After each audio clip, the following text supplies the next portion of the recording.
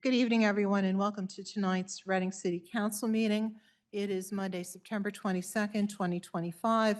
We're glad to see so many folks here in council chambers, and we welcome you. We also welcome those who are attending virtually. We begin tonight. We will actually have two separate invocations. We will start with Pastor David Clays of Door of Hope Church. He is joining us virtually, and then I will note the second invocation following that. So we will begin with Pastor Clays. Welcome, Pastor, and everyone please rise. Well, it's a privilege to be with you, Reading City Council members, and I'm privileged to be able to pray this prayer over you so we can bow our heads before our God, and I will lead us in prayer.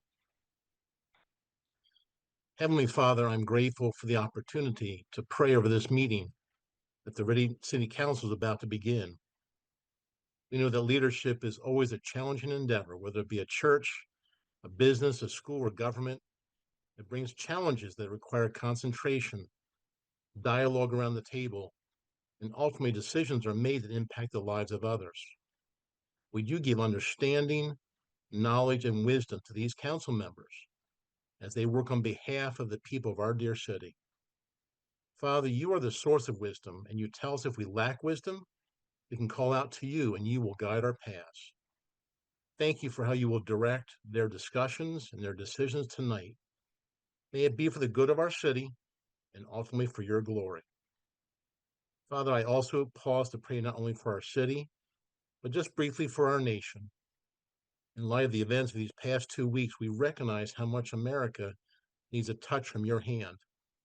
We are deeply concerned by the inner turmoil we see in our culture, but also encouraged by pictures of unity that are emerging. Would you turn us back as a people to you, O sovereign Lord, I pray. And now thank you for the blessings and challenges of our city, Reading, and please guide these council members tonight.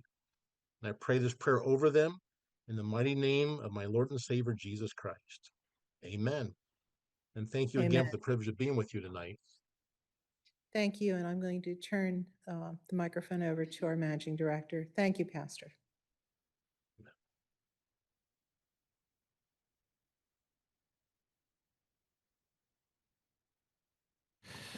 So thank you, Council President. The administration requested a special moment of silence and prayer in light of the tragedy that happened with the York County Police Department.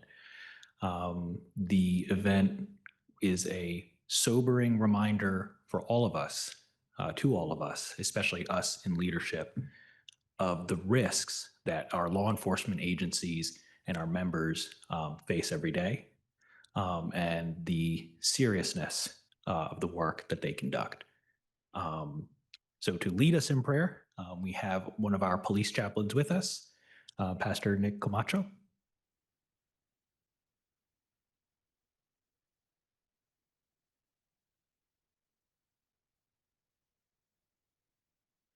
He's still on mute.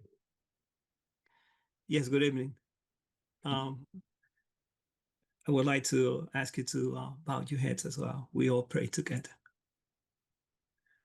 Heavenly Father, we come to you with heavy hearts to lift up the family of our fallen officers from the Department of York County, Detective Sergeant Cody Baker, Detective Isaiah Emmenheiser,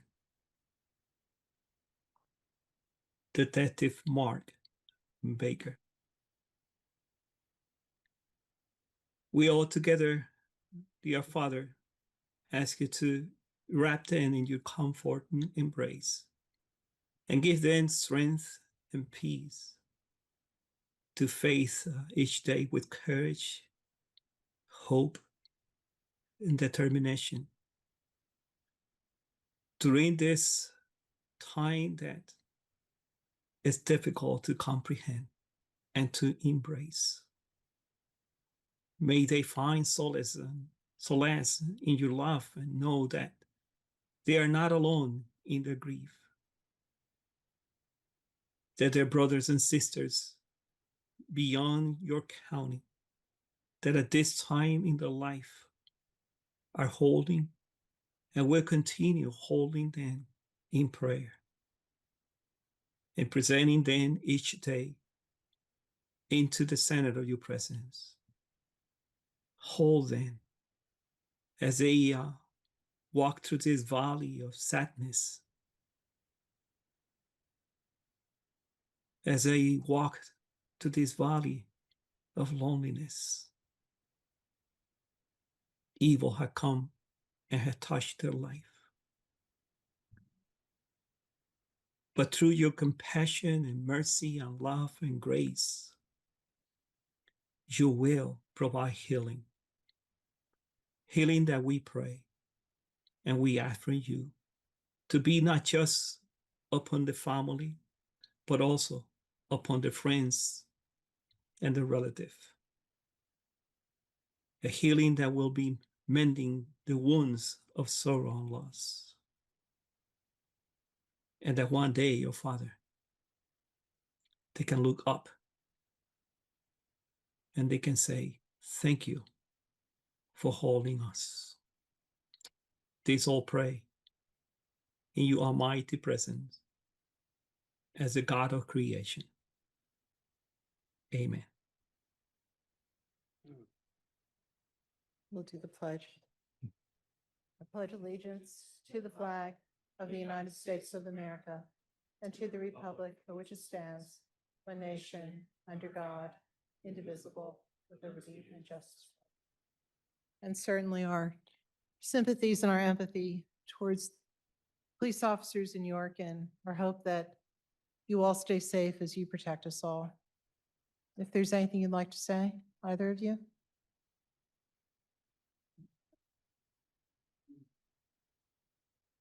I just want to say thank you for recognizing the hard work that our officers put in on a day-to-day basis. We're appreciative of having such a supportive staff, council, managing director, mayor. We just want to say thank you and for appreciating us, and thank you for having us tonight and extending the prayer for our loss. Thank you. Thank you. Thank you very much. Please stay safe. Chief, anything you'd like to say? Okay.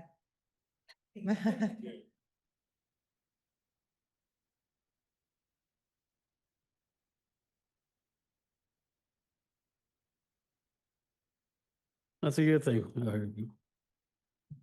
Thank you for recognizing us and giving us that blessing that we all need every day when we go out to the streets. Our men and women go out there and handle calls that will scare people away. So thank you for recognizing us for that courage that they have. And our hearts and prayers go out to the families of the three that we lost in York. So thank you again. Thank you very much, Chief, and thank you, Pastor Camacho, for your words tonight. Okay, Linda, may we have a roll call, please? Mr. Baez, Here. Mr. Butler, Here. Ms. Campos, Here. Mr. Miller, Here. Mr. Nunez, Here. Ms. Ventura, Here. Ms. Reed present. Here. 7 present, none absent. We have 2 commendations today. I will start with commendation that celebrates our ATF Accelerant Canine Gracie and her retirement from the Department of Fire and Rescue Services. Lieutenant Zulik, will you all join us, please, at the podium? And Gracie, definitely come on over.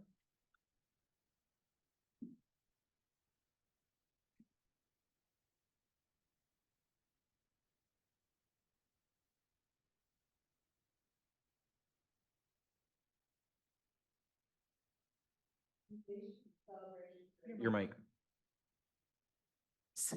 Commendation, we keep telling others to turn on, I forget. In celebration of the retirement of Gracie from the fire department. Whereas 20 years ago, the ATF opened its Canine Training Center to establish nationally recognized training to create explosive and accelerant detection canine teams with state and local partners nationwide.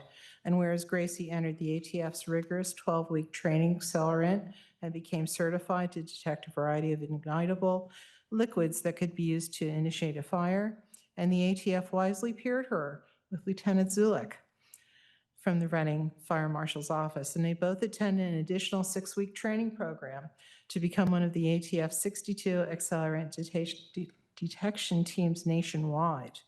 And whereas Gracie continues to train on a daily basis, and Gracie and Lieutenant Zulik go through the annual ATF recertification program, and they attend the ATF's National Outdoor Recognition Test Competition. And whereas since she joined the Fire Marshal's office on December 8th, 2017, Gracie has assisted in over 275 fire scenes in multiple municipalities from Philadelphia and Chambersburg to above Williamsport, and she also assisted with the cracking of a $33 million for-profit arson scheme with the ATF National Response Team. Wow, Gracie, go. Whereas City Council recognizes that Gracie's achievements are only possible due to her relationship and partnership with Lieutenant Zulik, and who is committed to Gracie's daily training, care, and well-being, and who will provide Gracie with a warm and loving retirement home. Now, therefore, the Council of the City of Reading commends as follows. City Council expresses their sincere appreciation for Gracie and Lieutenant Zulik partnership and Lieutenant Zulik's dedicated work that helped Gracie become the shining star of Reading that she is. Lieutenant, thank you very much. Thank you. Gracie, this is for you. Don't need it. And we do need to get Councilor Campo's signature, but would you like to say a few words? No, I just thank you for allowing us this opportunity with the fire department to acquire K9 Gracie. She's been a wonderful addition to our office and to our department, not only from a standpoint of recognizing the odors and helping us solve some of the cases here in the city and beyond, but and also mentally caring for our fellow members in our department. Sometimes we have rough days, and these guys always appreciate when Gracie will walk into the firehouse and visit with them. So they do appreciate that. So it's a twofold for her. So and we are going to continue the progress. So she's retiring, I am not, and I'll be getting another one. So you'll be seeing another one shortly. And I will ask council members to come up. We need to get a picture with Gracie.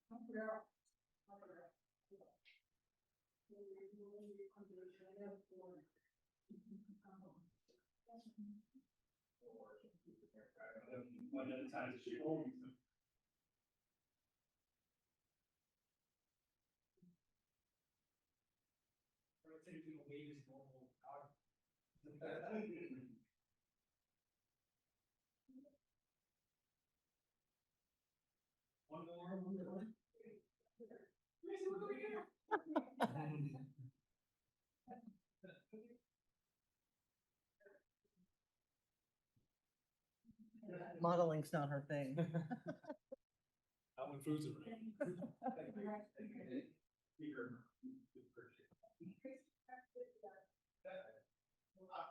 she will. Yeah.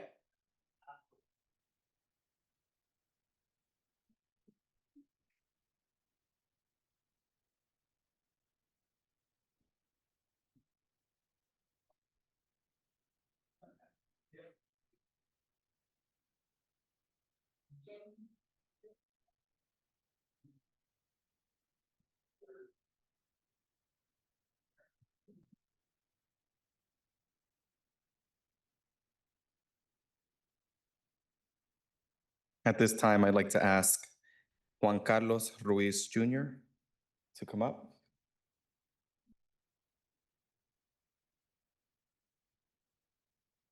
And happy Hispanic Heritage Month. It is from September 15th to October 15th. So this evening, I would like to honor, in honor of Hispanic Heritage Month, we recognize Juan Carlos Ruiz Jr. Whereas Hispanic Heritage Month is a time to celebrate and honor the history, culture, and contributions of the Hispanic and Latino Americans who have enriched our communities through their leadership, creativity, and dedication. Whereas Juan Carlos Ruiz Jr., born in Reading, Pennsylvania, is a professional fine artist, illustrator, and designer whose body of work reflects the richness of surrealism, realism, and imaginative realism. Whereas throughout his career, Mr. Ruiz has brought his vision to life through murals, gallery art, portraits, album covers, illustrations, and designs, while always remaining grounded in fine art. And whereas Mr. Ruiz's art invites viewers to reflect deeply on themes such as feelings, nature, history, perceptions, social statements, beauty, consciousness, and human experience, with the goal of inspiring emotion and thought. And whereas Mr. Ruiz has been recognized with numerous awards for his artistic contributions and has shared his talents with the community through a variety of art projects, including his long-standing studio at the Goggleworks Center for the Arts from August 2012 to July 2020. And whereas Juan Carlos Ruiz Jr. embodies the spirit of Hispanic Heritage Month by using his artistic gifts to uplift the community, spark dialogue, and honor culture identity. Now, therefore, the Council of the City of Reading commends as follows. The City of Reading City Council urges all citizens to pay tribute to Juan Carlos Ruiz Jr. during Hispanic Heritage Month for his artistic excellence, community impact, and dedication to preserving and promoting culture through the arts. So I do want to present you with this, and I do want to mention that on Sunday, September 28th, at 233 South 4th Street at the Puerto Rican Civic Society, there is an event called El Boricuazo, and there you will get to see firsthand Mr. Ruiz's artistic skills and what he brings to our community. Would you like to say a few words?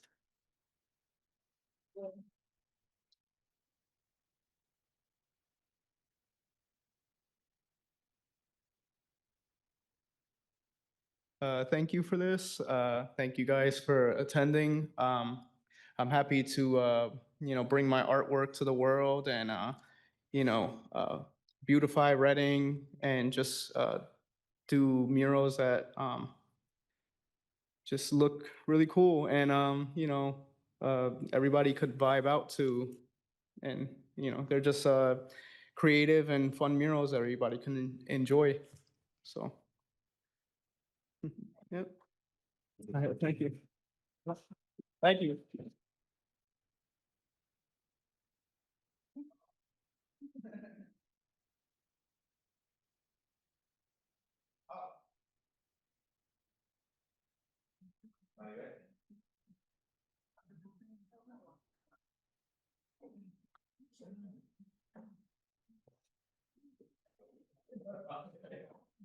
We're all off.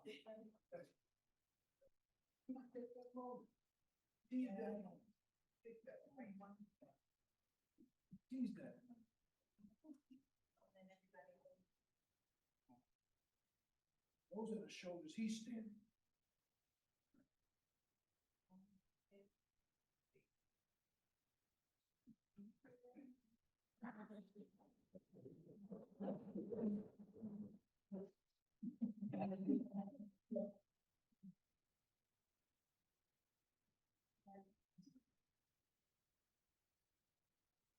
I know.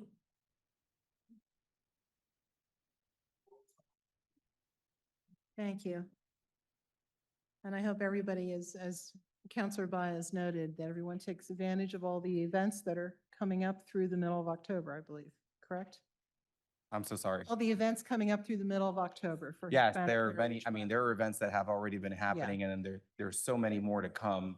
And I remember I mentioned a distribution list, Linda, you should have that list, I would say within the next week. It's not completed. I still have a whole stack of Okay. business cards, but I'll send it in advance. Okay, great. Thank you. Okay, we'll go now to the part of the meeting which involves public comment. I'll announce the requisites for public comment, and then we will go forward. This is a time set aside for public comment in both agenda and non-agenda matters. Those individuals registered to speak on agenda matter shall have no more than 5 minutes, and those individuals registered to speak on a non-agenda matter, no more than 3 minutes. When a speaker's time is up, a bell or timer will go off from the city clerk, at which time a speaker shall end their comment or their microphone will be turned off and the next speaker will be given the floor. All public comment must be directed to council's body and not to any individual council member or other city official in attendance. Public comment is an opportunity to make a statement only. It is not designed for question and answer. There is no guarantee or requirement for a question presented during public comment to be answered or responded to. Please observe all public comment rules of City Council when given the privilege of the floor. A copy of the rules can be found on the agenda for this meeting or on the city website. Please be aware that comments and/or behavior in violation of these rules will result in a forfeiture of the ability to continue with your public comments. Our first speaker this evening, I think I'm going to get this name wrong, Ivana Baratz, and I can't read the last name, I'm sorry, regarding parking authority issues. Is she virtual? No. No? No. Is that how to pronounce her name? Ivana? It's in Linda's handwriting. Yeah. Okay, well, we're certainly welcoming you if you arrive a bit later. We'll next go to Shannon McKnight regarding Reading Parking Authority ticketing. Is Shannon here or is Shannon virtual? Be in person as well. Okay. Okay, well, maybe they think it might start at 7 o'clock. Yeah, so we can go back to them.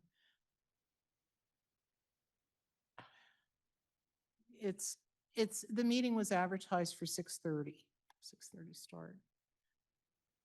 So next is Eric Lichtner of, regarding available city land to lease out. This is Eric with us or is he virtual? No, he's supposed to be in person as well. Okay. Okay, next we have Carlos Delanco of 26 North 11th Street. I'm not sure what the topic is. It's not written here. Is Carlos here? Okay, a non-agenda item. Thank you, Melissa. And then you'll have 3 minutes, so welcome. Okay. Council President, I just want to advise that I've been asked to translate Okay. for them. Okay. if I'll you try want. to do my best. Okay, sure. If you want to go up with the speaker. And that's 3 minutes then as a non-agenda item. Thank you. So, voy a tratar de traducir. Ella le estaba dejando saber que tiene 3 minutos. Ok, no, buenas tardes a todos, primeramente. Pasa que yo estoy tratando de abrir un negocio y me dijeron que tenía que ponerlo acá porque el negocio no está creado en la ciudad. Entonces, Permíteme un segundito. Good evening, everyone.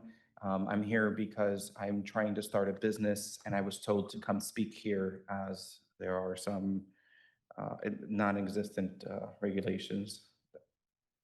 Entonces quería, lo que me indica que venga y lo ponga acá, a ver si lo pueden permitir. And so I was told to come here to see if it's something that can be permitted.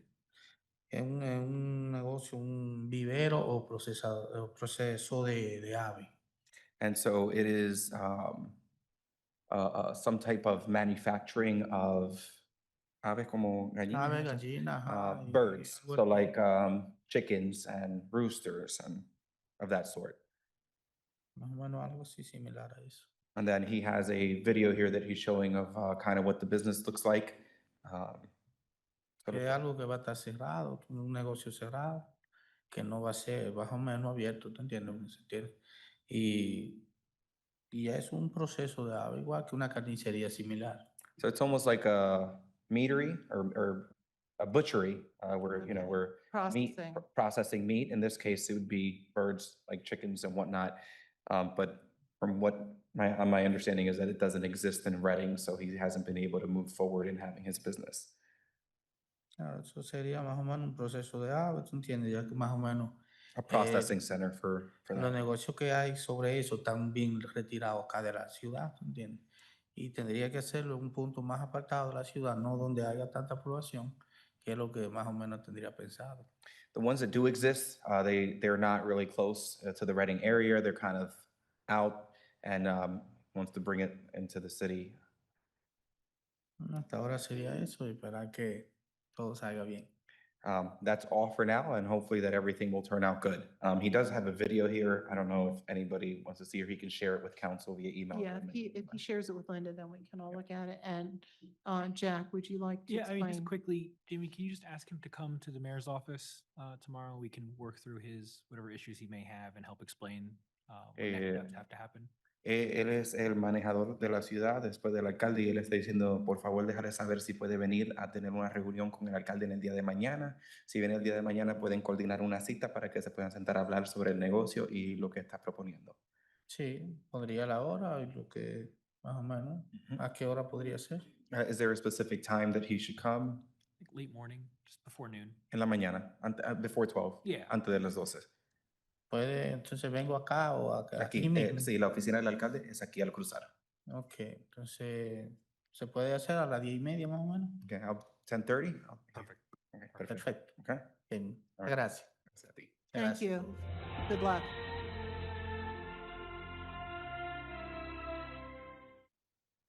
Okay, our next speaker is Francis Morrison of St. Nicholas Street regarding, I believe, charter board complaints. This is a non-agenda item, so you have 3 minutes. Mr. Morrison?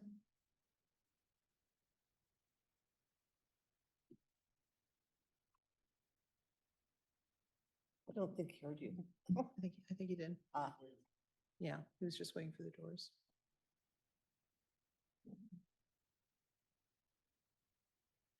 Thank you, Jamie. Welcome, Mr. Morrison. You have 3 minutes. Madam Chairman, Madam Vice Chairwoman, I apologize for the misspoke. Madam Chair and Madam Vice Chair, counselors, administrative staff, residents of the Commonwealth, good evening. May Almighty God shed thy grace on thee. The last time I spoke, or at the last meeting, city council meeting, we talked about accountability. And I was asked afterwards, how do we get, or how can we make the city accountable to the needs of the residents, city residents? And I really didn't know, other than we have to get the existing framework to work. We have a charter board, and from what I read, 2 individuals are going to be nominated or recommended to the charter board, but as it is, the charter board is non-functional. And therefore, 1/3 of our city government is non-functional, which is like you're asking the third leg to vanish, and the accountability for the legislature and the administrative is non-existent. I had a complaint back in March of 2025 that has yet to be addressed. The charter board says it's a 30-day notification. The process is dead in the water. You can't make anything work if it's not functioning the way it's supposed to. So my advice to those who want to be part of the participatory democracy that we have, then we have to participate in the government. And we have to bring our grievances before the body so that they can be addressed. To that point, I yield the floor back to the chair. Thank you. Thank you for your comments. We'll go back to the speakers. I don't know if Ivana is here or Shannon. Eric? Anyone here virtually or not? It is after 7. What does everyone think? Should we go back to them if they come in? I mean, they should really speak before we take any legislative action. They're all non-agenda topics. Yeah. Okay. Allow them to speak when they come in. They come in late, and Linda is right, they're non-agenda topics. So I guess we could go forward with the legislative portion. Michael, what do you? That's fine. Is that okay? I mean, they did properly sign up. Yeah, so they did, it so we don't would wanna- Be appropriate to entertain it if they do arrive. I believe there are 2 folks here who were not aware of the 6:30 start of the meeting They were too. made aware when they Oh, went to okay. register. Okay. Then I guess we'll go on to the regular part of the meeting then, unless anyone has any objections. Okay, next we go to the approval of the agenda and minutes, and this is the agenda for tonight, September 22nd, 2025. The minutes are from the September 8th regular meeting, along with summations of discussion for the September 8th and September 15th committees of the whole. Is there anything anyone wants removed and acted upon separately from the resolutions or the award of contract on the consent agenda? Does anyone want anything? Okay. If not, is there a consensus to approve the agenda and the minutes and the consent agenda? Any objections?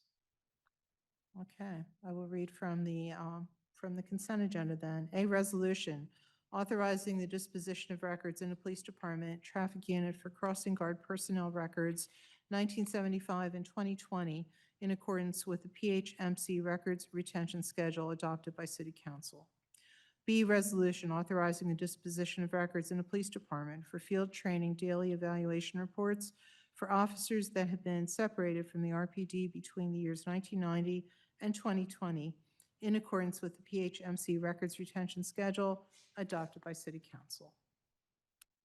C, resolution authorizing the Reading Film Fest to install banners on Penn Street Bridge from the 3rd week of September until the installation of the city's holiday banners as approved by the Public Art Review Committee.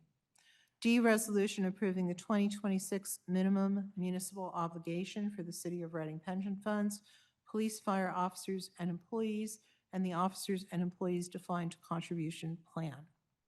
E, resolution authorizing the submission of an updated DCED Main Street Matters grant in the amount of $1,250,000. F, resolution authorizing the submission of a Commonwealth Financing Agency local share account grant in the amount of $2 million to support the GoggleWorks Arts Park project. And G, award of contract for a benefits broker/consultant to USI Camp Hill, PA, in the amount of $100,000 per year for 3 years. The benefits broker/consultant will assist HR to ensure the employee's benefits program is in compliance with federal requirements and adequate with respect to the marketplace. That concludes the consent agenda. We have no ordinances for final passage tonight, but we go to the introduction of new ordinances. Councilor Butler, would you read those into the record, please? Yes, we have a ordinance amending the city code, chapter 600, zoning to add short-term rentals to the appropriate sections and definitions as attached in Exhibit A.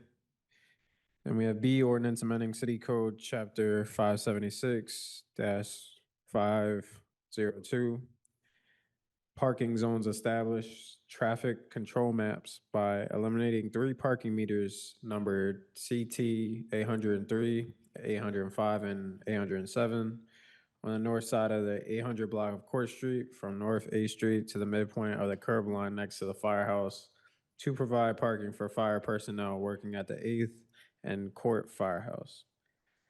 C, ordinance amending the 2025 budget by transferring from purchasing rentals /lease to purchasing machinery and equipment to replace duplication equipment in the amount of 20,000. D ordinance, amending the noise ordinance, City Code Chapter 387, Sections 106, 108, and 109 by increasing the minimum fine from $25 to $100 and eliminating the need for 2 residential complaints from the prima facie violations and allowing the immediate seizure of the device that is the source of the noise. And lastly, we have E ordinance amending the 2025 budget by transferring $38,025 from the line items below to pay for cancer screenings from the administration division of the fire department's budget. $9,474.82. Fire suppression contracted services, $11,014.95. Fire EMS dispatching medical, $10,000. Finance department contingencies, and $7,535.23, which is from the mayor's office consulting services. Thank you, Counselor Butler. Next, we have 3 resolutions. If everyone's okay, we can act on them collectively. Is that all right with everybody? Any objections? Okay, A resolution is appointing Verna Canones to the Charter Board. B resolution appointing Scott Lindsay to the Charter Board. And C resolution reappointing Gary Yeager Jr. to the First Energy Stadium Commission. Is there a motion? So move. Is there a second? Second. Comments from the nomination committee? Chris? Resolution A and B, which were the appointments to the Charter Board, as we heard tonight from one of the public speakers, the Charter Board is an important part of Reading government, so we're very happy to see these 2 people come forward. Both showed a strong willingness to be involved. Both were or are involved in the community, and we felt that both would be assets to the Charter Board, especially Verna Quinones, since she is also bilingual. For Resolution C, the reappointment of Gary Yeager as an existing member of the Stadium Commission, he was very thorough in answering questions that we had, and also giving his viewpoint on the direction that he sees the Stadium Commission going, which we appreciated. And he is also a quality candidate, we felt, for reappointing to the Stadium Commission. Any other comments? I'm really appreciative of the people stepping forward to be willing to serve. We need more folks like that who are willing to do that. And just because I am the liaison to the Stadium Commission, I can attest to Gary's efforts on that board that I have witnessed. If there's no other comments, Linda, may we have a roll call, please?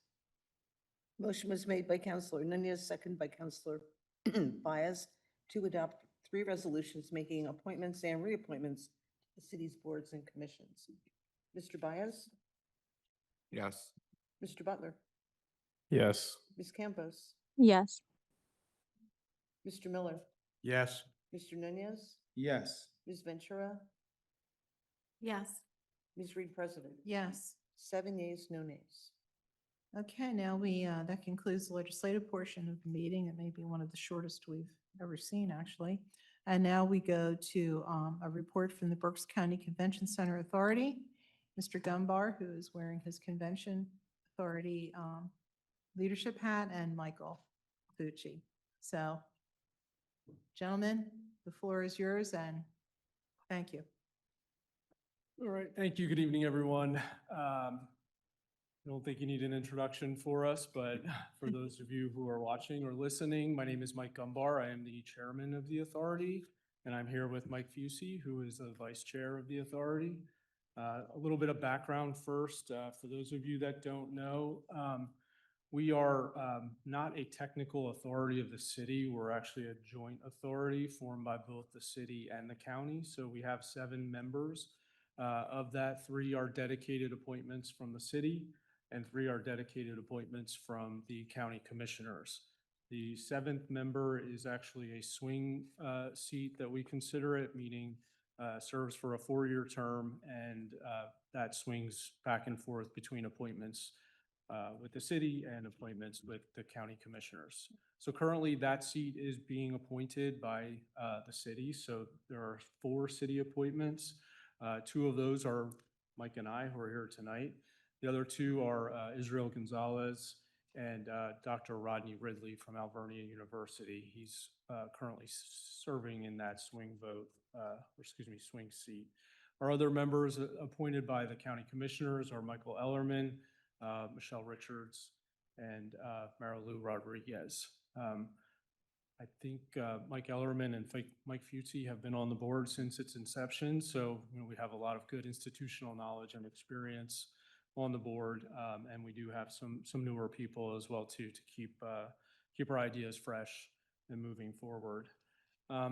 As far as how we operate, we basically are tasked with managing and operating the Santander Arena and the Santander Performing Arts Center.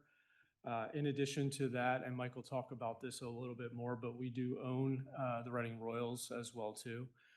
So that is another major focus for our daily operations. And then lastly, we do currently own what is known as the Pearl Vision Building. Sits at the corner of 8th and Penn next to the arena.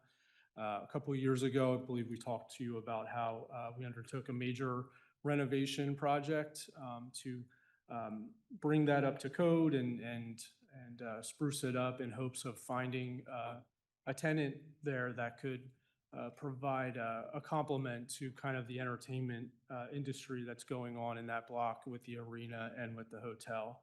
I wish we had better news that we were able to find a tenant. We have not as of now. We've had a couple interested parties, but there's just some hurdles to work through with that. So if there's any assistance that maybe some of the council or the administration can provide, we're open for ideas. We hate seeing that building sit vacant. So anything that can be done that hopefully can complement, like I said, what's going on in the downtown would be preferred.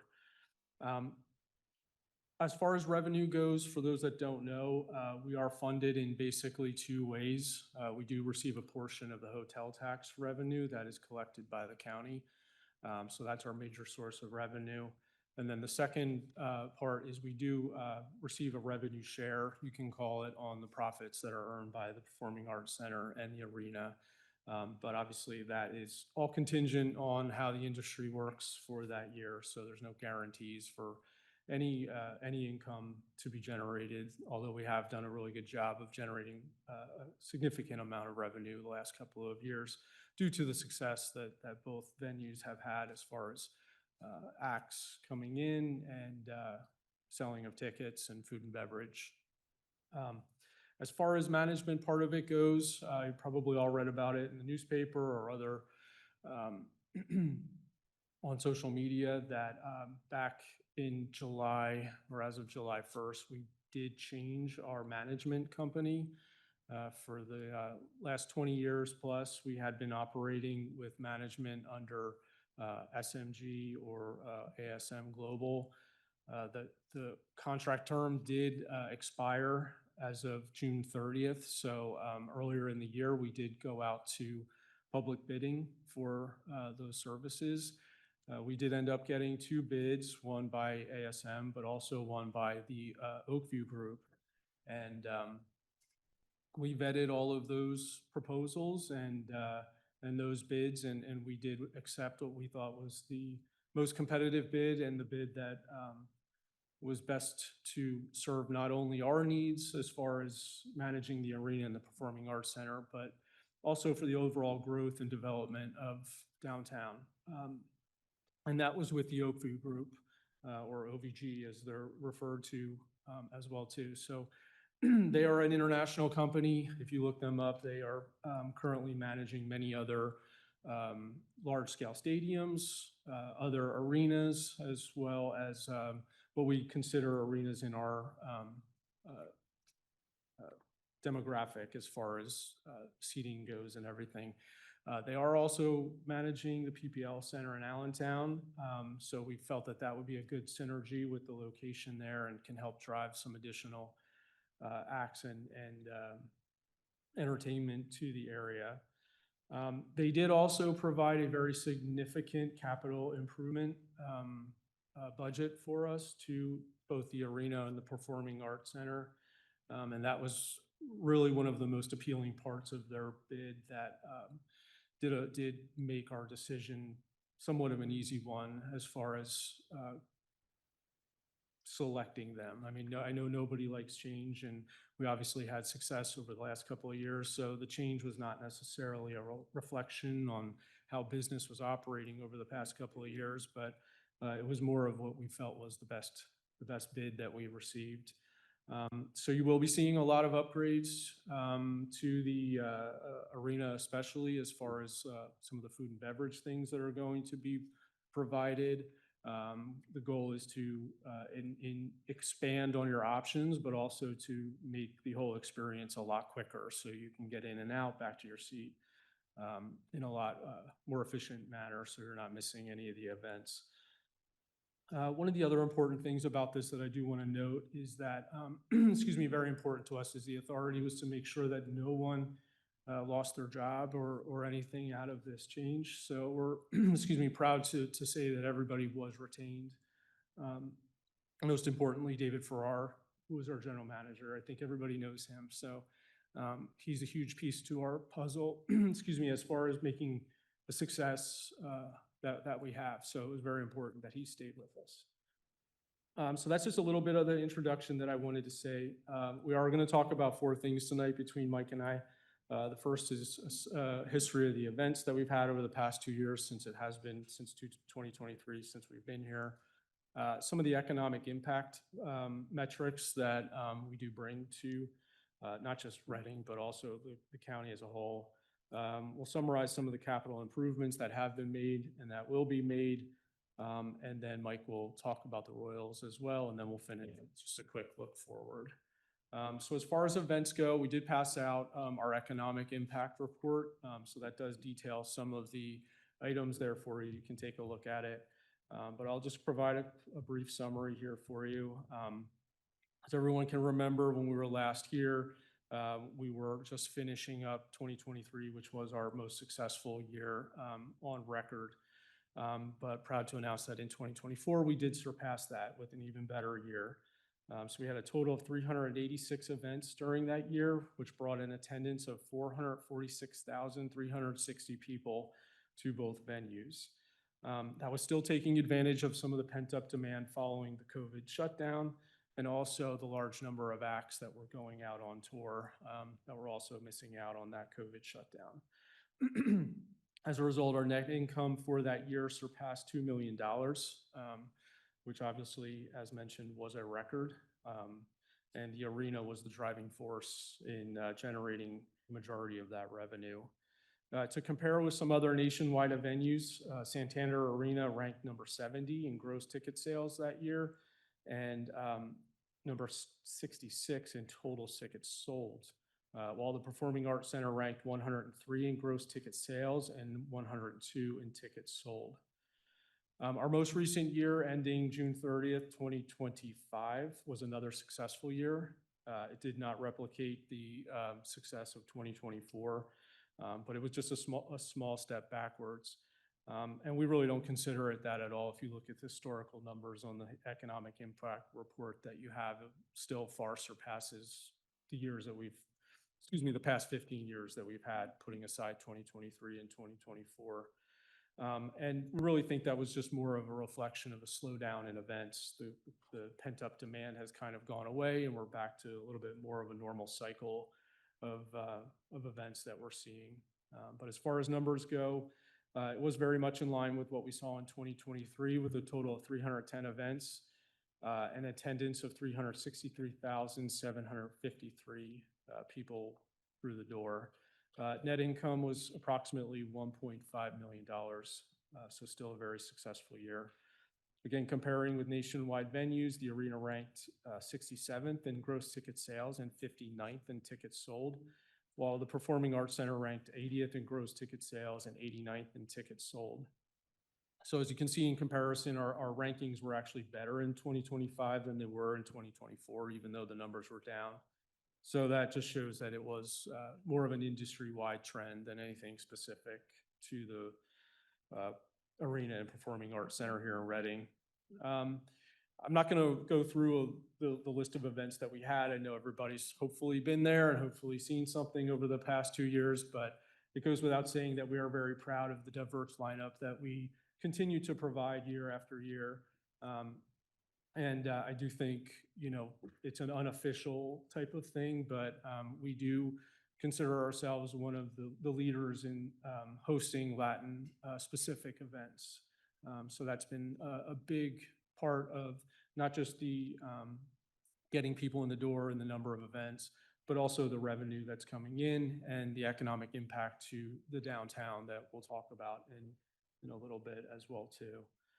So the last thing before I turn it over to Mike is I just do want to note that for all this hard work that has been accomplished over the past couple of years, we were designated as the #4 business by the Greater Reading Chamber Alliance last year. So we're proud to have that recognition. So I'll turn it over to Mike to talk about the Royals. Hello again, everyone. Just for the record, Mike Fusey. I've been on the Convention Center board since 2000. Prior to that, I was on City Council from 1996 to 1999. So very familiar with the City Hall. So one of our biggest successes and important is the Reading Royals. Royals provide 38 events, nights to the arena every year. They were for sale 5 years ago, and the board stepped up because some of the prospective buyers are talking about moving the Royals to another city. So the board has stepped up to keep the Royals here in Reading.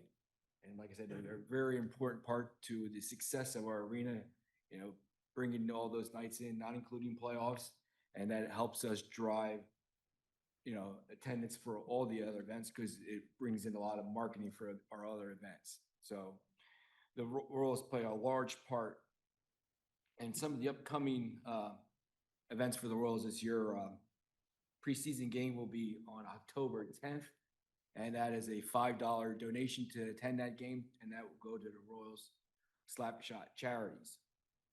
Our first regular season game is November 8th. And we'll have some events prior to that on Penn Street, and it's always a good time, and we hope to see good attendance. The last 2 years, we've had over 6,000, so it's always good to see the opening night successful like that, and it drives the beginning of the season. We also renewed our agreement with the Philadelphia Flyers. A lot of local people like the Flyers. Some people like the Penguins, but that's their prerogative. So the Flyers will another 2-year extension of that agreement back in the spring. So the Flyers are a good help with us. They also manage Lehigh Valley, which is like their next level up, the AHL. So the Flyers are in the area, and we work well with Lehigh, bringing players back and forth to keep our team at full strength. Some of the other events this year that we'll be having are 2 most popular events at games are probably the Teddy Bear Toss, which is December 6th. All those teddy bears go to children's homes or local hospitals. So if you've ever seen that, it is crazy. The whole ice is full of teddy bears. And then our players and coaches give these teddy bears to the local children's homes and the hospitals for sick kids. And it goes over well. Let me tell you, it's a good night. And our other big night I always look forward to is February 28th, and that's Pink and the Rink night. We honor, you know, people that have beaten cancer, that had cancer, and We do a lot of events, and we usually give out a nice awards to people that have been season ticket holders that have beaten cancer. So it's a nice thing, you know. It's not just it's for everybody in the community, but we try to honor some people that were season ticket holders that had beaten cancer. So it's a good night for everyone. Since I've been on the board, our board has always believed in giving back to the community and being a partner in the community. And we've done a lot of things over the years, but our main thing is we have a scholarship that we given away for the last 10 years. And 7 years ago, when our longtime board member Al Bosca passed away, we named the scholarship in honor of Al Bosca. So we have the Al Bosca Memorial Scholarship, and that scholarship gives 2 Berks County students a 4-year scholarship at $2,000 a year. So we really have gotten a lot of help with Berks County Community Foundation in advertising that. Last year, we had over 30 applicants for this, for the scholarship, and it's a nice scholarship because it gives to 4 years. Not many scholarships do that. Usually gives 1 year, but we thought it'd be appropriate to get 4 years in honor of Mr. Bosca, who was a longtime board member. Also, recently, we got new security scanners. So that is going to make the going into event a lot easier. You don't have to take your phone or wallet or keys out of your pocket anymore. So our old scanners, we donated them to the Reading School District and the Antietam School District. So we're looking to the school districts that we're helping, and Reading said, oh, no problem. And we had 2 extra ones left, and Antietam stepped up and took the other 2. So we donated them also. Also, we have Slapshot Charities. We have a 50-50 drawing every night that goes to Slapshot Charities. The proceeds go to that. And that Slapshot Charities helps youth play hockey. As you know, we have youth hockey, the Royals and the board also sponsor for that. And it's been very successful. So our Slapshot Charities give young kids that can't afford it, they give them the fees and the ice time and help with equipment for those who can't afford it. So Slapshot Charity. So when you go to the preseason game, the $5 it goes to a very, very, very good thing.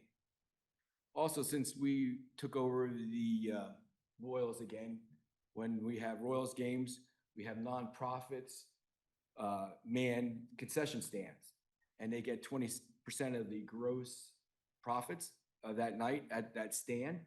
And since we took over the Royals, we raised $10,000 for those nonprofits. So it's a very good thing for these nonprofits. It's a good way for them, extra way to raise money. I think that's all for now on that part. Mike, you want to? Yeah, the so next part? just to dovetail off of that, a little bit more of the other economic impacts that the Arena and Performing Arts Center provide. And I'm looking at you, Maria, intentionally, because I know you always report on this for us. So thank you for that. But just to summarize, as everybody I think knows, that the city generates amusement tax for tickets that are sold for the majority of the events at the Performing Arts Center and the Arena, including Reading Royals games. And I know the last couple of years we have exceeded budget, which is always a good thing, and hope to continue that trend moving forward. And just to remind everybody, back in 2024, the amusement tax generated was $1,226,000. And in 2025, it was $873,000. We also obviously generate some revenue for the parking authority. Everybody that comes to events that's parking a car and using the public lots has to pay to park their vehicles. We previously did have a revenue sharing agreement with the parking authority, but that did go away a couple of years ago at the request of the parking authority. So we don't specifically receive any revenue anymore for any of the parking side of things, but the parking authority did become a major sponsor of the Arena. So they are still being a good partner with us out of that. And just for some numbers, in 2024, Parking Authority had $892,720 in revenue from parking. And in 2023, it was $727,506. So obviously some significant revenue there. We also do purchase from local businesses. So that means like anything as far as food, equipment, other items that are utilized within both of the venues. We are purchasing from local vendors as much as possible. So for 2024, our purchases were in the amount of $4,342 and $342,303. So I hope that's a significant contribution to the local economy. Unfortunately, I don't have any data for you for 2025 on those numbers. And we don't have any true metrics on the impact that it does for downtown as far as restaurants, bars, and other venues. But I think it's fair to say that when the majority of people are coming in for events, we hope they are also spending money elsewhere before and after our events. So we know the hotel benefits from it, as well as the other restaurants and other vendors in the area. So that's another give back that we are proud of, that we are hopefully contributing to the continued success and growth of downtown. So that's our economic impact. I will turn it back over to Mike to talk about the capital improvements at the arena. Okay. All right. Well, as you know, next year our building will be 25 years old. So it's hard to believe it's 25 years. I can remember when we were bringing that on board, and we had a lot of doubters. And I think the city has proved the doubters wrong. I think it's been very successful. I think it's been an asset to downtown, and it's really brought good publicity to downtown. And I think with Mike Gumbar's help, we're going to continue this for the next 25 years, hopefully. I don't know if we'll still be on the board there, but when you have an old arena like that, we need capital improvements. So we have a lot of work to be done at both our arenas. Because SPAC is not built back in the 1920s. I think it was 1923, if I remember correctly, Mike. And some of the things that we are doing and will be doing in the last 3 years. Obviously, we did a new ice plant with the city's help recently. And we put a new video ribbon around the arena.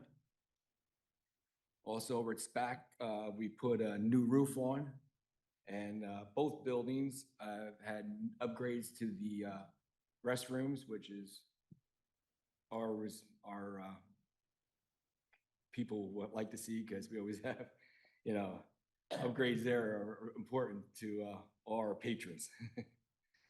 Also, last year we put in new seating, got cup holders in the new seats in the arena, and it's going over very, very well. Also, this year we're going to be adding new concessions and redoing the concourse. So you're going to see some new food options, new concession options in the arena. Also, as I spoke earlier, we got new security scanners. So those will be in effect both at SPAC and the arena. So it's going to be an easier flow for our patrons to come in, so they don't have to take keys out, phones out anymore. Just go right through the scanners. It's a lot of airports are using these scanners now, and it's a lot better for the patrons. It's a better flow, getting people in and out, because we have some big events. We like to keep the traffic flow of the patrons moving in. It makes the experience a lot better. Also this year, with the hockey team, we are also adding new hockey glass and hockey netting. So that's a big upgrade for the arena. Just a couple of other items. I think hopefully everybody has seen it. We did replace the digital marquee outside on Penn Street. So that was a nice upgrade, and hopefully adds to the aesthetics in the area there. As far as the suites go, we did do some significant upgrades to the suite level as well too. We had an event last year that I believe a lot of the council members were at to see that. So we thank you for your attendance there. As far as SPAC goes, we did also add new carpet to the lobby and theater. We replaced the stage floor, and we're currently working on adding some additional painting to the ballrooms to hopefully add another element there for hosting of events in some of those other areas. And then as far as Royals go, one of our biggest expenses for the Royals was housing for the players. So we were previously renting apartments all over the area for them. And 2 years ago, we did purchase several townhouses in the Mount Penn area at the just next to the reservoir, close to the city limits. So that's where all the Royals players are living now, and just hopefully saving up some money and gaining some equity in that as well too. And it's also been something that I think adds to the appeal for maybe some players to come here as well too. So that's the majority of the improvements. We do have a lot on the agenda, as Mike said, and as mentioned earlier, Oakview Group has committed to $2 million in upgrades to the concession areas. So we should be seeing that in the near future. With that, I'll just turn it over to Mike to give our final outlook for the year. I'll just ruin the fun. We don't have any big announcements tonight. Well, we have a lot of Christmas shows coming up, so the holidays are coming up fast, which, we have a lot of holiday shows this year, some good ones at SPAC especially, so look forward to that. So this fourth quarter of the season looks good. We have the Royals starting on November 8th. And like I said, we're ongoing improvements at both the arena and SPAC. And I think the 25 years, I think, is going fast. And the arena, I think looks good. We're trying to keep it upgraded. Same as SPAC. SPAC is put a lot of money in SPAC over the years. Being an older building, it takes a lot of work there. So, but I think the future looks good for our board, the arena, and I think the Royals look good this year. I hope you guys see out some of the games. We have some good events coming up this year. We have Star Wars night, which is another big night. So besides the other ones I mentioned, so look forward to seeing you at some of the events. And if there anything else, Mike, any questions from council or any of the administration? I'll just add one more thing. Next September will be the 25-year anniversary of the opening of the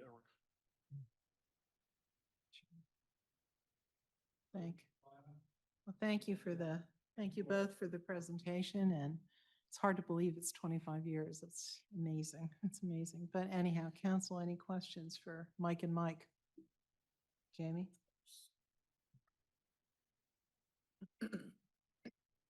Thank you guys for presenting. Appreciate it. I just have two quick questions. One, when you say ranked 70 out of, I don't think I caught the number out of how many?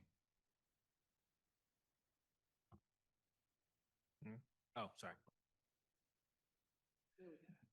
all venues nationwide. So I don't know how many that would be, but that's the official Pollstar rankings. And I noticed here that it says Royals amusement tax to the city for 18-19 have not been paid. Is that accurate? And if so, when are we looking to see that payment? So all I can say about that is from the prior owner of the Royals. So we purchased the Royals after that happened. So that's an obligation of the prior owner. I don't know anything more beyond that of any collection efforts or what had happened as to why that occurred. So I don't know if this is a administration Jack question on the 2018-2019 amusement tax to the city that the Royals have not paid. We're putting them in collections. What are we doing? Yeah. Yeah, we'll have to take a closer look, especially with those years, and then follow up. Yeah. Okay. Thank you, guys. I'll chase down money. I'll go looking. And the former owner's still around here, so. when we signed the agreement, there was other people that, the previous owner owed money. And part of the purchase of that, when we purchased, they were responsible for any of the debt. So that was part of the agreement. I hope that clears that up. I don't know. Do you know the amount? Does anybody know the amount I don't. of what's owed?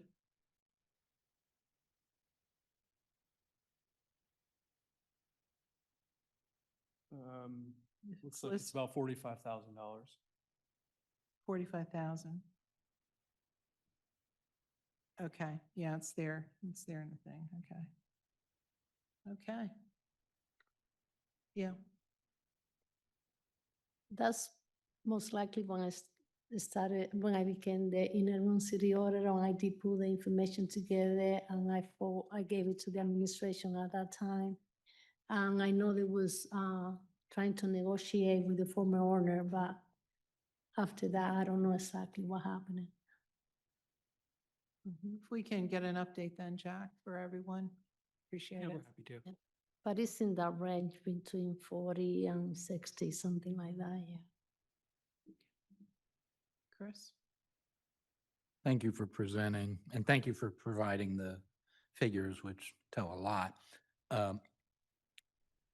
I am one of those people that remember pre-arena and what things were like. And I will agree that both the arena and the Performing Arts Center are sort of they become a catalyst to bring people into town that probably would not come here otherwise. The venues are definitely a draw to bring people to the city of Reading.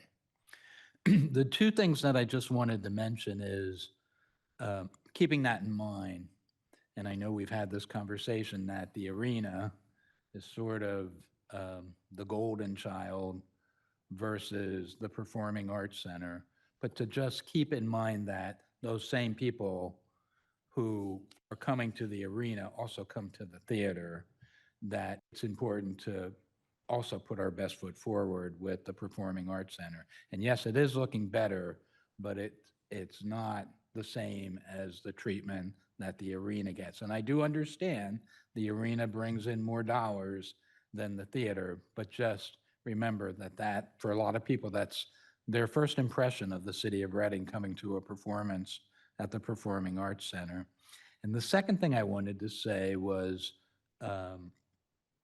when Mike Fiucci mentioned about giving back to the community, and then you also mentioned about the number of people that come to the arena that hopefully continue in spending dollars throughout other parts of the city. Knowing, having conversations with the businesses downtown, they don't feel that way. They feel that the people park, go to the event at the arena, and then leave. And I would love to see some sort of partnership between the city, the arena, and the businesses downtown where somehow that could change. Because I think a lot of the businesses close at 4 o'clock. They're not even open when people come out of the arena because they feel the business isn't there. There are some businesses that they do see business before the event, but it just seems like in other areas when an event lets out, it continues with either eating or drinking or something, and that doesn't seem to be happening. And maybe it's communicating better with the people that attend performances of what exactly exists downtown, because if they're not from here, there's no way that they have any idea of the venues as far as eating and drinking. I don't know what the answer is, but I know, having spoken to the businesses downtown, they definitely feel that they're not seeing the trickle down effect after the events. And I just wanted to mention that for their benefit. No, thank you for comments, and we do recognize both of those items. And I can tell you, at least from the Performing Arts Center standpoint, we do have a list of things that need to be done there, and we will do everything in our power to prioritize that in the very near future. As far as the second part, we're open to any ideas, any partnerships, any opportunities that are there to make that more of a reality. Because you're right, it is easier said than done. And there's a lot of different factors at play. But I can say I know one thing that we do. If you go on the website for the arena, there's always a list of partners there that do include restaurants, other vendors. And then if you're getting tickets digitally, you're getting them via email, there's always links through there that will help drive you to those pages to see what's available or what's around, especially for those who aren't necessarily familiar with the downtown area. But that's something that we talk about a lot at our meetings, and it's a noted item that we wish there was an easy answer to. But like I said, I think it just requires a lot more than just the people in this room to solve. And I will say, for like restaurants and stuff like that, a lot of our Royals fans always are looking for more places to go afterwards. And I know some do go to local restaurants before the event, and they're open, but once the game lets out, I guess there's not enough people in between time that they can stay open, for a 2-3 hour game.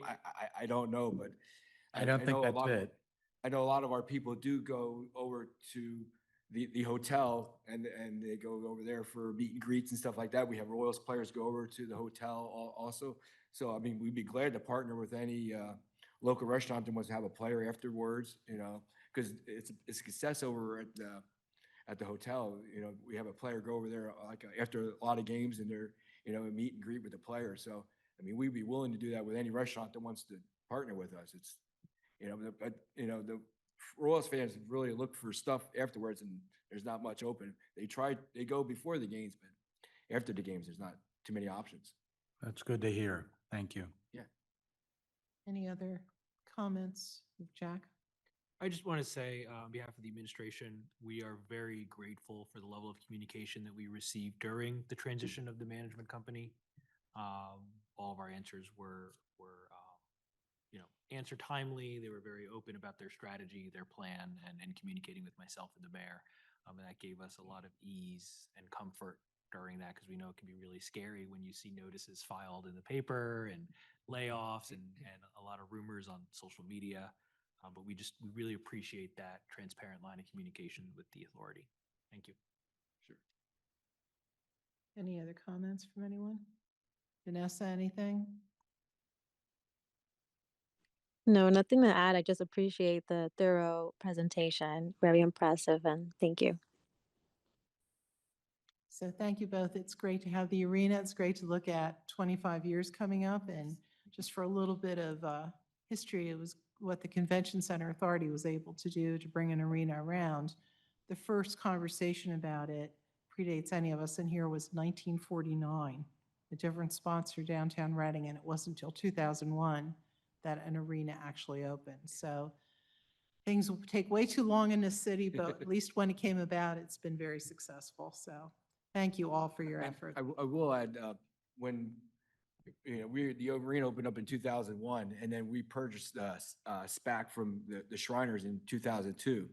And if everyone recalls, that arena did not have air conditioning. So we spent a lot of money. We did a $8 million capital refurbishing to that, made that arena used year round, and we use it year round now. And it's, putting air conditioning there has really helped drive that arena to bring a lot more events to that arena. Because if you remember, you can use that arena from May till beginning of October, because it was just too hot in there. Because we used to go there when I was in school years ago for concerts and stuff like that. And even in May, it was warm in there. So, when we purchased that, we did over $8 million renovations to that and put a new HVAC system in there. So it's really important that we keep that downtown and made that year-round arena.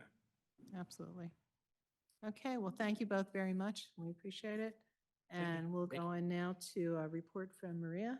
Do you have anything for us today? Not tonight. I do not have a report for tonight, but Okay. Thank The you. report next time then, right? Yes, next time. Okay, Jack, we'll go to the administrative report.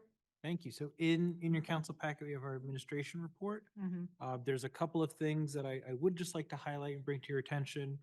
One, I'd like to thank our fire department, public works, and police for their annual 9/11 remembrance ceremony that they did. I thank council for being there and participating. It means a lot to our emergency services community to have the support, as you heard earlier. We also did a new tradition. I don't know if anybody noticed, but we had 2 lights shining from City Hall at night, straight up, again, in honor of the Twin Towers. So we're very happy to just continue to grow on that. Also, I also want to thank Jeremy and the fire department again, but also all the responding firefighters from across our community that came and helped us with the North 5th Street fire. It really was a bad fire. And I'm very grateful that our community came together to do the clothing drive, which generated a lot of clothing. And we're trying to figure out what to do with the many leftover pieces to still benefit people in need. But we're also really thankful for a lot of our corporate partners who provided gift cards to help support the families in this time. I want to just also flag for council our Cocktails and Classics, which is this upcoming Friday. It is our library's signature fundraiser event. I hope to see you all there. It is actually one of my favorite events. I've been going for a long time now. And then finally, if there are any questions about the report, I am happy to discuss. Thanks for the report. I did review it. So I have a question on the facade improvement. It says that only 1 application was received. Mhm. This was for owner-occupied properties only, correct? Mhm. And how were those properties made aware? Yeah, so we publicly advertised it and then used social media. This has sort of been just a continuous struggle with this particular program, is just getting our community to participate. So we're open to any ideas that council members may have to just keep making sure that not just with this program, but others, people are taking advantage of it. We do have funds that we're trying to get residents to leverage and take advantage of. So was it only social media? Social media, I think they did do a press release. There was some press coverage in the Eagle, Berks Weekly, and some other sources. Yeah. So I think, not everyone is on social media, not everyone is watching the city's press releases, and I think more people could have taken advantage of that by simply mailing those that are owner occupied, since you are aware how many are owner occupied, a letter stating, take advantage of this opportunity, or maybe working with whoever's district that is council and working with that council person with distributing flyers directly to those properties. What's the plan with the remainder of the funds for that, since there was only 1 applicant? What's the plans for the remainder? Or is this going to be extended? Yeah, I can have David follow up on what he's thinking for next steps, sort of after that, and how he's envisioning that. But I will definitely also pass along your notes about direct mail and working directly with council people for the districts. And then before I make my next question, Councilor Campos made a good point of parking lotting our stuff that we don't get follow-up on. So can that be parking lotted on ours, Linda? Councilor Campos sent an Yes. email for parking lot. That started. Okay, so that's being noted as well, what I just said? Yeah. Okay. I'm asking because I don't know. Yeah, that started. No, but she's asked, could we add her comment to the parking lot conversation? Oh, okay, sorry. Well, we're clarifying that, Yeah, Linda. sorry. But for the 4th, no.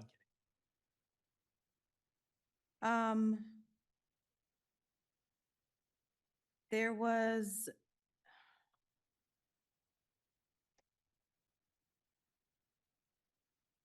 where are we at? Something about, okay. Current house project updates for purchasing older adults home modifications program rebid. Mhm.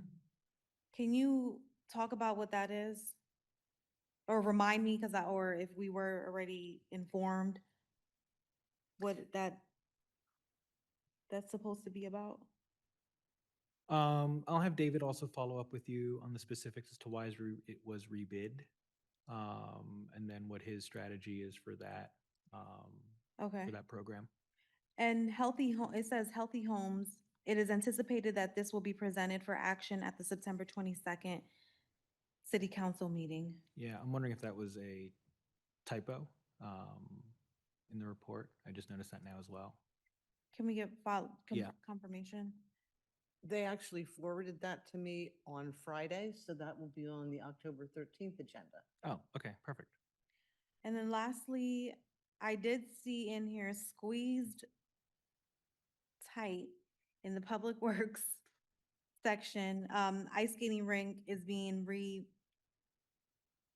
located to to the Hillside, is that correct? application. Yeah. Okay, and are we gonna get, well, I personally, since that's my district and we have plans for the splash pad, can we get the plans for, when ready? Yeah. No rush.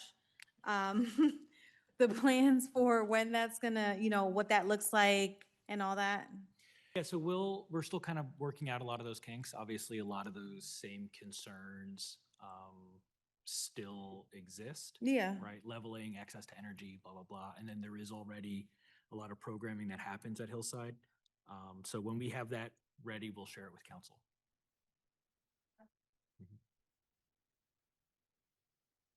Any other questions? Jack, do you know when the dedication might be of the General Gregg statue? Is there going to be anything done with that or working with Center Park on that?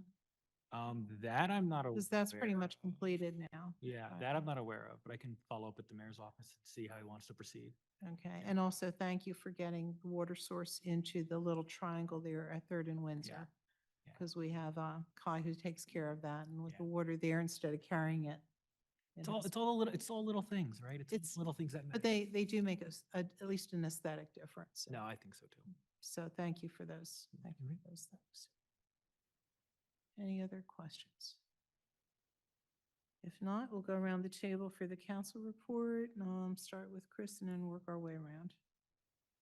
Okay, I'll try to be brief. I just wanted to follow up with a thank you for the Sixth Ward Block Party with the partners that were involved, the Reading School District, the library, and the committee for making it a success, and also to the elected officials that came out, Senator Schwank, State Rep Cepeda Freitas, and State Rep Resnick, and also Commissioner Mike Rivera.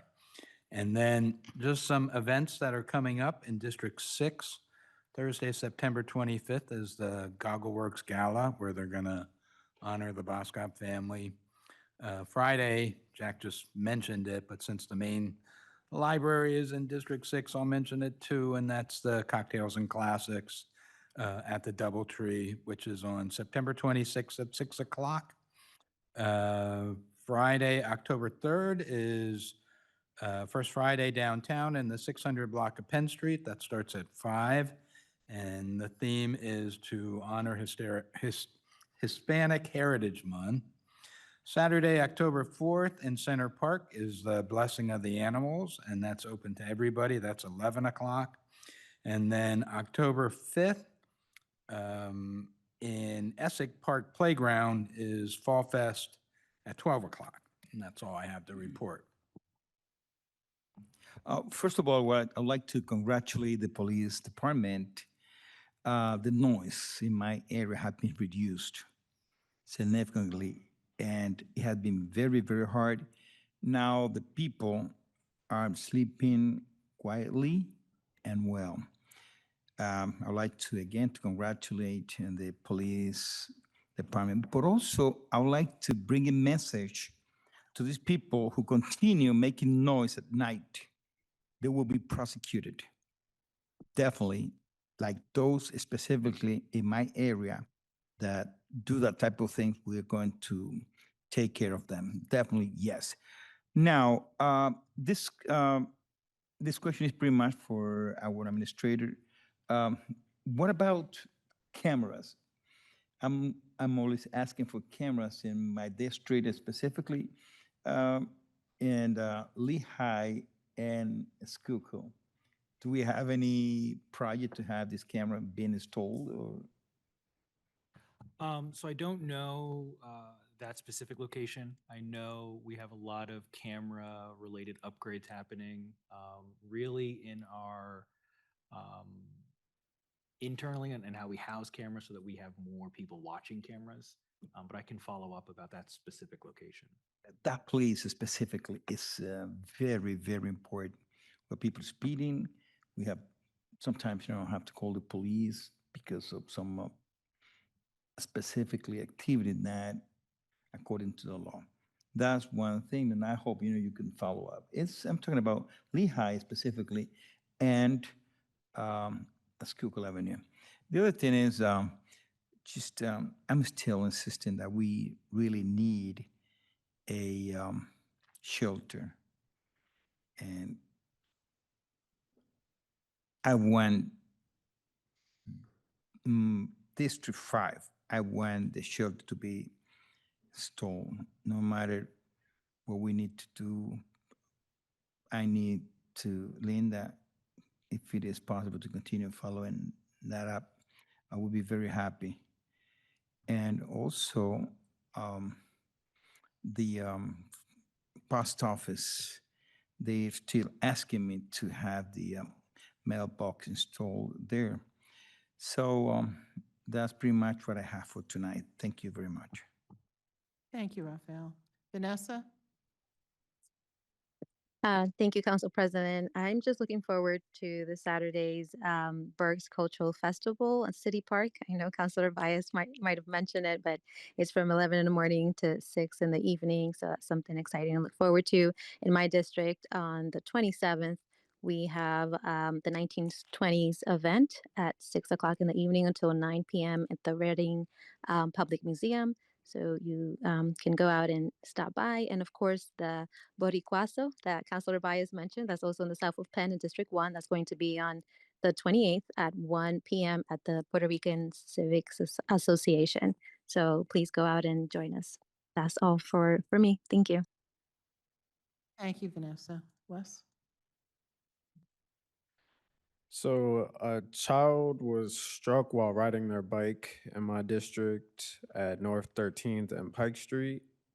I have residents asking, when will we get our no parking zones, not only on North 13th and Pike Street, but up on Hampton as well. And I know me and Melissa have mentioned, I believe every couple of months since we passed the no parking zone ordinance up here about why it's taken so long. And so I really feel that we definitely need this. Luckily the child was okay and didn't need to get serious attention, but I definitely have residents that are wondering what's going on. And so just want to ask for another follow-up, please. Jack, can you light somebody's fire in this one? Yeah, I'm happy Wes to. Wes and Melissa have been asking patiently. Yeah, I mean, I'm happy to follow up with traffic and our traffic engineer and get that information. And real quick, just to follow up on that, because the last time I inquired about it for the sign that was included in the few that Wes requested, specifically on Hampton and Robinson. And Jack, you stated that that was going to be contracted out, but I was confused as to why when we create those signs in-house. So that was it, but we can wait for follow-up.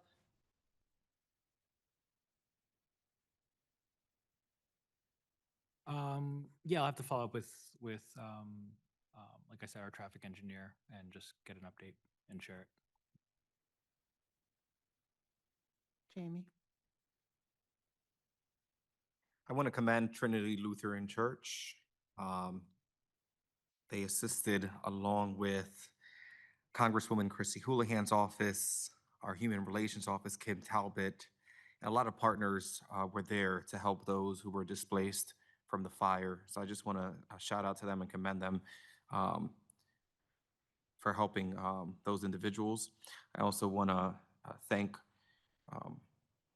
the city for the sweeps. I saw in the report for District 2, starting with South 9th Street all the way to South 19th Street.